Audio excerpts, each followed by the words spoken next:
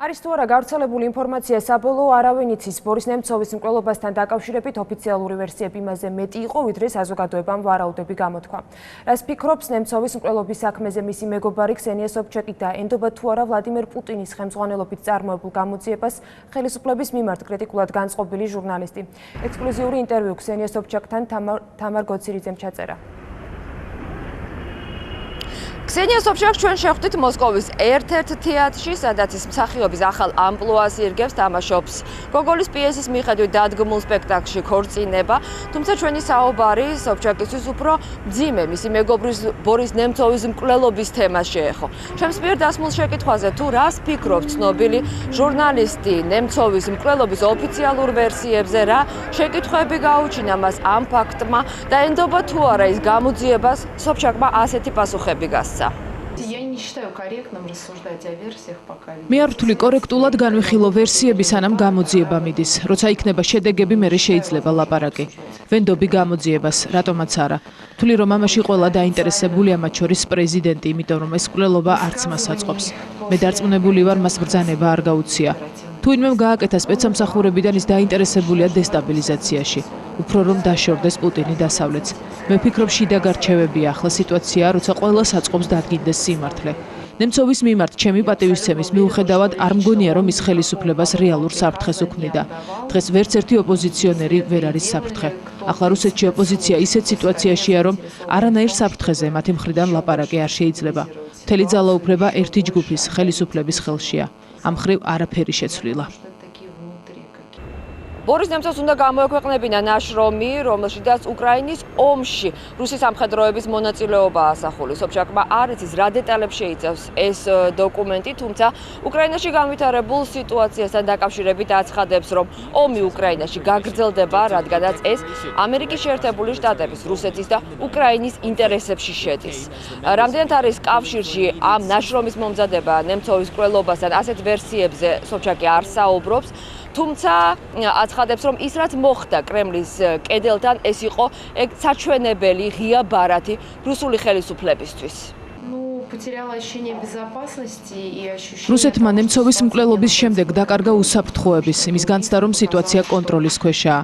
ამ მკვლელობამ აჩვენა, რომ ასეთ თეატრალურ მკვლელობას ვერ აკონტროლებს ხელისუფლებაც კი. ეს იყო საჩვენებელი ნაბიჯი იმისთვის, რომ წარმოედგინათ, რომ ქალაქის ცენტრშიც კრემლთანაც ჩვენი სპეცსამსახურები ვერ აკონტროლებენ ბოლომდე იმას, რაც ხდება. ეს მაჩვენებელია იმის, რა სიტუაციაში ვიმყოფებით ქვეყნის შიგნით. ეს იყო საჩვენებელი, როგორ დავსვათ ვერტმფრენი წითელ მოედანზე. იყო სხვა ბევრი ადგილი, სადაც ბორის უყვარდა სეირნობა, ძალიან ბევრს დადიოდა ფეხით. ძალიან ბევრი ადგილი იყო, სადაც ამის გაკეთება შეეძლოთ, უფრო ნაკლებად შესამჩნევად და უსაფრთხოდ. ადგილი იყო შერჩეული არაშემთხვევით. ეს იყო ღია ბარათი ხელისუფლებისთვის. მე დამაინტერესა თუ რას ფიქრობს სობჩაკი რუსული ოპოზიციის მომავალზე, რადგანაც ოპოზიცია უკვე აპრილში ახალი საპროტესტო აქციების გამართვას აპირებს. სობჩაკი თვლის, რომ საპროტესტო აქციები ჯერჯერობით ნაადრევია, რადგანაც ხალხში უკმაყოფილების მუხტი არ არის საკამაოდ დიდი. ახლა იმ მომენტში ვართ, ისტორია თავისი გზით მიდის. არ მიმაჩნია საჭიროდ აპრილში აქციების ჩატარება. ახლა ხსოვნის მსვლელობა იყო, ძალიან ბევრი ხალხი იყო იქ. მადლობა ღმერთს. ახლა ხალხმა თვითონ უნდა ჩაატაროს, მაგრამ ისეთი, რომელიც შეცვლის სიტუაციას ქვეყანაში. ეს მალე იქნება ეკონომიკური კრიზისი, რეალურად იქნება პროტესტი. სამწუხაროდ რუსი ხალხი ასეა მოწყობილი, რომ რაც უნდა ანგარიშები აქვეყნო, კორუფცია გამოავლინო, არავის აინტერესებს. საინტერესო ხდება მაშინ, როცა ხელფასი სამჯერ გიმცირდება, ფასები 10 ჯერ იზრდება და არაფერია საჭმელი. ის მომენტი, როცა არაფერი იქნება საჭმელი, ძალიან მალე მოვა და როცა მოვა, მაშინ ვიმოქმედებთ. იქამდე არაფერი სხვა. ჩვენი მოქალაქეობრივი შეგრძნება დაბალ დონეზეა. ბოლო წლებმა აჩვენა, რომ მასობრივი აქციების ჩატარება შეუძლებელია. და ბოლოს ჩვენ ვისაუბრეთ რუსეთსა და საქართველოს შორის არსებულ ურთიერთობებზე. ანატოლი სობჩაკის ქალიშვილი თვლის, რომ ის რეალობა, რაც დღეს გვაქვს, საკმაოდ ფართო თემაა, საკმაოდ დეტალურად არის შესასწავლი განვლილი პერიოდი, ხოლო რუსულ-ქართული ურთიერთობების მომავალ სკეპტიკურად უყურებს, რადგანაც თვლის, რომ მოსკოვსა და თბილის განსხვავებული სურვილები და ინტერესები აქვს. მადლობა თამარ გოცირიძეს. ბორის ნემცოვი პირველი არ ყოფილა, რომლის მკვლელობამაც კითხვები გააჩინა. 2006 წელს ანა პოლიტკოვსკაია იყო, რამდენიმე თვეში ლიტვინენკო, მაგნიცკი, ბერეზოვსკი. რუსეთში ბოლო 11 წლის განმავლობაში რეჟიმთან დაპირისპირებას მარტო 200-ზე მეტი ჟურნალისტი ემსხვერპლა. სიკვდილი, რომელიც სიმართლის საფასურად იქცა. მიშა ხაჩიძის სიუჟეტი. პუტინის პირველი კრიტიკოსი, ოპოზიციონერი ბორის ნემცოვი რამდენიმე დღის წინ მოსკოვში სწორედ იმ სასაფლაოზე დაკრძალეს, სადაც კიდევ ერთი საეჭვო ვითარებაში მოკლული ჟურნალისტი ანა პოლიტკოვსკაია განისვენებს. ტრაიკუროვსკოეს სასაფლაომდე ბორის ნემცოვი ათასობით ადამიანმა გააცილა. ხანდახან, როდესაც ვფიქრობ თუ როგორ ვარ აქამდე ცოცხალი, მგონია რომ ეს სასწაულია, მართლაც რომ სასწაულია.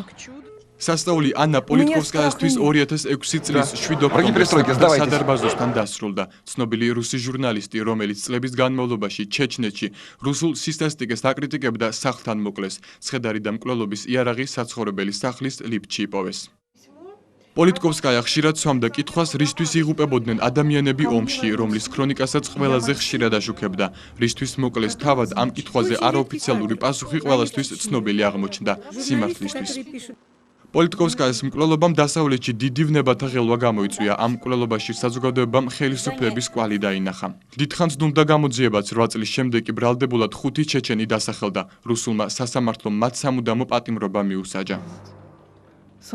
რისკი ჩვენი პროფესიის განუყრელი ნაწილია. ვფიქრობ, რომ ჟურნალისტი ამას უნდა შეეგუოს, არ უნდა შეშინდეს და არ უნდა იტიროს. ანა პოლიტკოვსკაიას მკვლელობის საქმე იყო ბოლო რისი გამოძიებაც ალექსანდრე ლიტვინენკომ სიკვდილამდე დაიწყო. დიდ ბრიტანეთს შეკედლებული FSB-ს ყოფილი ოფიცერი სწორედ ჟურნალისტის მისტიკურ მკვლელობაზე საიდუმლო დოკუმენტაციას ამუშავებდა, როდესაც 2006 წელს ლანჩი ჩაის თანხლებით მისთვის საბედისწერო გამოდგა. ლიტვინენკომ თავი ცუდად იტალიელ მარიო კარამელასთან შეხვედრის შემდეგ იგრძნო. რამდენიმე კვირიანი მტაჯველი ტკივილის შემდეგ კი ლიტვინენკო საავადმყოფოში გარდაიცვალა. ახლა გაჩუმება არ შეიძლება. ხელისუფლებაში არის FSB. ისინი ყველაფერზე წამსვლელები არიან. თუ ახლა ამ ხალხს არ გავაჩერებთ, ისინი ყველაფერს იზამენ ქვეყნის გასანადგურებლად. ეს იყო მისი კარიერის წყვეტის და რუსეთის მტრად გამოცხადების დასაწყისი. 1999 წელს ლიტვინენკომ პირველად თქვა, რომ რუსული აგენტურა კლავდა, აფეთქებდა და გეგმავდა ბორის ბერეზოვსკის ლიკვიდაციას.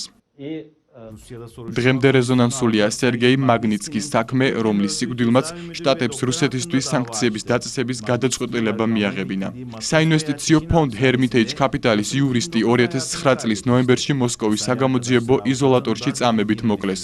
ის მას შემდეგ დააკავეს, რაც იურისტმა 230 მილიონი დოლარის საგადასახადო მაქინაციების კორუფციული სქემა გამოაშკარავა, რომელშიც რუსეთის პოლიციისა და მთავრობის წარმომადგენლები მონაწილეობდნენ.